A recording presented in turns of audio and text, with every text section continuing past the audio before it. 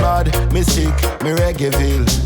Reggaeville family, this is the Reggaeville Easter special. We're coming to you from Munich, Germany. We're on the tour, and with me is no other than the amazing Kenyatta Hill. Thank you so much for being with us today. How are you feeling? Feeling great. Feeling actually great. Excited, enthused just to... Yeah, my first time on the Reggaeville Easter run. So yeah, I'm feeling good. Nice. You have a couple of more shows to go on. And it's very interesting because you have been to Germany. You have been touring with Culture. Yes. A little while back. And that was when you were still actually the sound engineer, right? Yes. And it's so interesting because it was actually with the same tour promoter that you are with now, Christoph, who's organizing this. What memories does that evoke? A lot, like really a lot. Like, it's been 19 years since I've been back. I have not been back since my father passed away. So yeah, it evokes a lot of good and bad memories. But is there like a special bond, you would say, also with Christoph, because he has been? Yes, Christoph. I mean, I have been. Oh, sorry, I'm so sorry. Oh, that's okay. Should we take it off, maybe? Maybe not. I think it should be okay. Oh, okay. Yeah, but with Christoph, I've known Christoph since I was a teenager. And I'm closer to 50 now than anything else. I've known him most of my life. And he has always been a good person to my family, to my dad. We have always had a great working relationship until it became more like family. Right. Yeah, so now it's just like reunification again. Yes. So it's like very excited. Sometimes I see him, I'm lost for words. I don't know what to say because I have not seen him in so long. But yes, it's good. It's good, really good. Of course, you mentioned your father. Such a wise man. Very serene, but, so full of wisdom and inspiration. And when he said something that was so full of meaning and, profound, and it was just intriguing to watch him also when he did interviews, of course, when he performed. How do you, as his son, remember him? As a father. I always ask people, how does it feel to be raised by your biological father? I mean, I knew what he did for a living, but I just saw him as my dad. He was a fantastic father. He was a very straightforward, upful, honest, peaceful, and a very giving person. So, words can't explain. He's just exceptional, fabulous. All the nice things are smooshed together. Yeah. But apart from the family aspect, I said you worked also together. You were the sound engineer. Your mom, I think she was the road manager, right? Still is the manager. And still is the manager Yes. by now. So how was the working relationship like? And was it differently from the family relationship? No, it was never different because I was always with my mom, my dad, and sometimes my sister too. So it was just like a big working family. So we're going to do everything to make sure it goes smooth. And it was always good. I can't remember me and my father had a falling out over work relation because we all know what we are supposed to do. So we just go ahead and do it, get it out of the way. You said do what we're supposed to do and make sure that everything goes smooth. Unless you want to talk about August 19, 2006, I would, leave it to you if you want. We can talk about it. It's no problem. We can talk about it. Okay, because after the tragic transition that happened in Berlin, you did what you were supposed to do. You carried on. You made sure everything was smooth. Was that because you felt like, okay, is my obligation to carry on the works of Dad? Or how did that come about? Because you were in the midst of a tour and you just stepped up from behind the mixing desk on the stage and carried on the mission, right?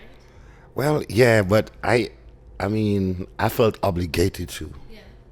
being an only son, I felt really obligated to because, I mean, he has worked so long for his career. And I think it would be selfish of me as an only son to not continue. So yeah, I made a conscious collective decision with me and the band and brother Telfred Nelson and brother Albert Walker. And we just moved forward again. Like, all right. Well, it was not as easy as it sounds. Like I make it. I mean, my very first night, words can't explain to how I felt. Like my emotions was all over the place, and being my first time being on stage, I didn't know what was gonna happen. And I told the band, like, if I get on stage and I feel uncomfortable after that show, that would be it. But I guess God had other plans for me. So here I am 19 years later, still carrying the works and doing my own works too. So yeah. But I mean, your stage presence is magnificent. Your yeah. Thank you. Your voice is so similar to your father's. Did you know that you had that in you, or? No, I swear to God, no. I mean, I never had any reason to sing. So you never sang before? You really had no clue? You just gave it a try? I literally just, and like I told you guys, like if it doesn't work. But was carrying on the works even pretty immediately after the transition? I mean, I think the week after was Kimsey Reggae Summer Festival. Was that also a way of coping with the loss? To know that the spirit lives on through you and the music? That never did anything to like dampen how I felt. I just man up, soldiered on, push on. Then when I get home and thought that I had a little time to myself, no, we had to go to Brazil. So I was like, I tell my mom, I think this was just gonna be here and let me go back to what I. And she was like, well, it's up to you. And my band was like, man, you did really good. I think we should give it another shot. And here we are 19 years later. it's a snowball. I was like, oh, here we are 19 years later, carrying the works. I've matured. I have matured. And I've grown to love being on stage, love singing. I actually enjoy singing. I mean, I hear it every day. Oh, you sound like your dad, and I'm like, okay, but I can't hear it. I just. You also said that you want to bring culture's music even further, yes. You know? So what are the plans for Kenyatta with culture? Well, the plan is for this year is, I don't want to spill the beans, but yeah, I wanna go link with the Marleys and Jesse Royal, do a little collaboration with these people to push further, get to a wider audience and create different content. I mean, because my dad is my dad, and he was an exceptional writer. I write, but my dad was out there with his writing, and I'm like, with his speaking, right? He was just one of them persons that was just like out there, very intellectual, and I'm just getting there, like, okay, so yeah, writing is a gift. It's a gift. Not everybody gets it, but it's a gift. So we can expect more new music? Yes. Oh yes. I think I'm gonna do a new song on the road and release it while I'm on the road, because I wanna honor my mother for being a trooper, for being there. All mothers, my wife, because she's a mother, but just mothers, women. We need to adore and cherish and give women their flowers now. Thank you. I'm looking forward to hearing that. Hear, trust me. Yes. You will. But you mentioned the traveling. You mentioned back then Brazil.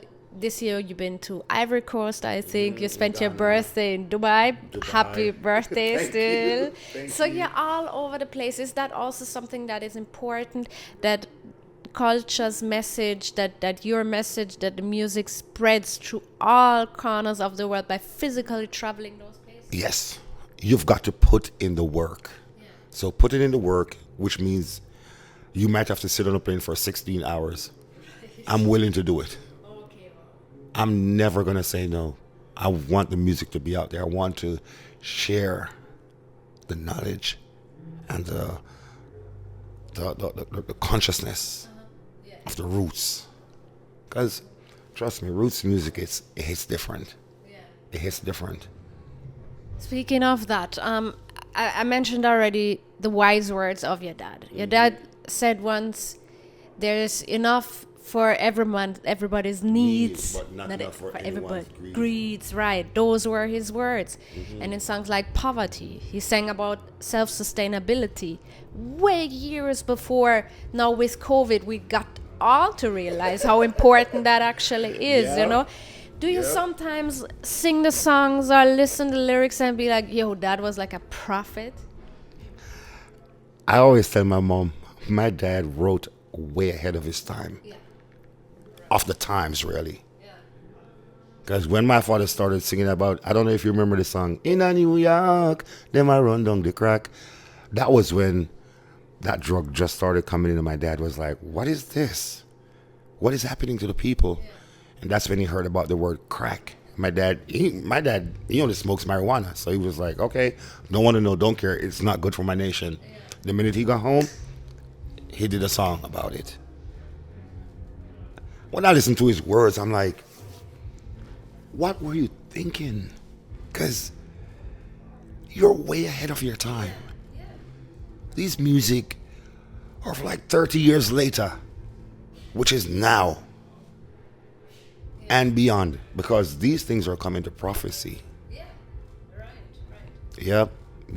Sometimes when I listen to a song and it hits me, then I'm like, whoa, you know? Yep. And okay, I remember I did a song. It's called Population Control. And I was just like listening to some of my dad's music. And he had a song that said, you think a little, think a little, think a little, think a little. Innocent blood shed down there. 1 year after slavery, the people were all suffering from smallpox. I'm like, smallpox? So I started studying my history and I was like, wow. But how many times have we had this same disease come back around time after time, stronger and stronger, until we had foot and mouth disease, mad cow disease, swine flu, which was from the 40s also. So I was like, wow, they're trying to control Jah people. They want to keep the population at a certain level. We're not supposed to expand. Like the Bible says, go forth and multiply and flourish the earth. They want to keep us in a... So I did a song that's called Population Control. Because I travel and I see. And it always hits Africa first. Everything is from Africa. Lies. And we know it's a lie, but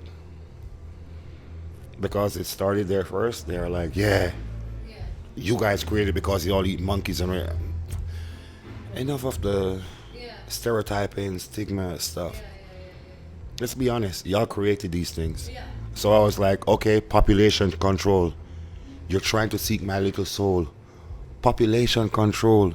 They want to see my demise. Yeah, and then I start naming all the diseases just like my dad did.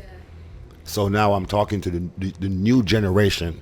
Like, these things were from back then, but they're still here in existence today. They haven't gone anywhere. And again, you're carrying on the works and the messages, right? The message. Yes. Homegrown. One song I would love to mention, though, because it says, grow it in my backyard and the public knows it's mine.